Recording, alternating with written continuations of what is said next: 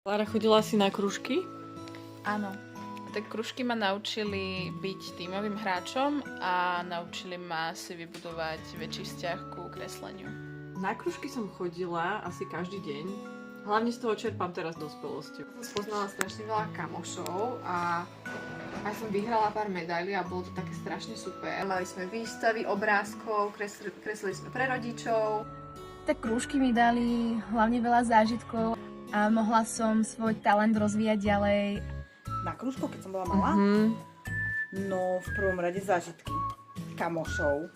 To bolo, že to akože do konca života budeš spomínať na to, čo si zažila. Vieš, keď si bola malá. My sme mali aj turistický krúžok v Štiavnici a na brehu 2 také obrovské dubáky.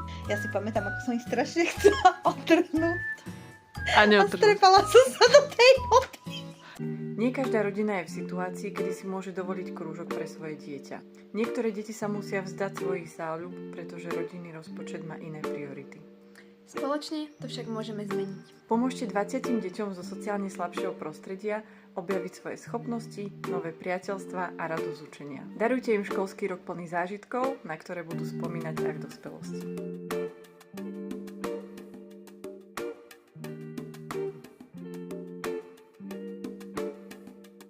Klára, chodila si na krúžky? Áno. Tak krúžky ma naučili byť tímovým hráčom a naučili ma si vybudovať väčší vzťah ku kresleniu. Na krúžky som chodila asi každý deň. Hlavne z toho čerpám teraz dospelosťou. Som spoznala strašne veľa kamošov a aj som vyhrala pár medailí a bolo to také strašne super. Mali sme výstavy obrázkov, kreslili sme pre rodičov. Tak krúžky mi dali hlavne veľa zážitkov a mohla som svoj talent rozvíjať ďalej. Na krúžku, keď som bola malá? No, v prvom rade zážitky.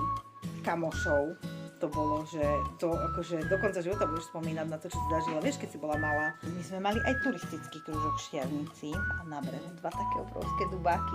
Ja si pamätám, ako som ich strašne chcela otrhnúť. A A strepala som sa do tej vody.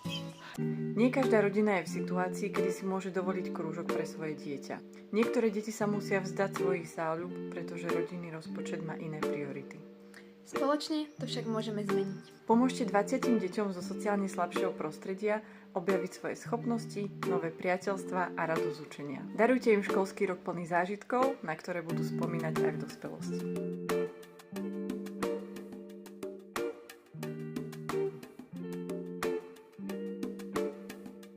Na brehu 2 také obrovské dubáky. Ja si pamätám, ako som ich strašne chcela otrhnúť. A A strepala som sa do tej vody.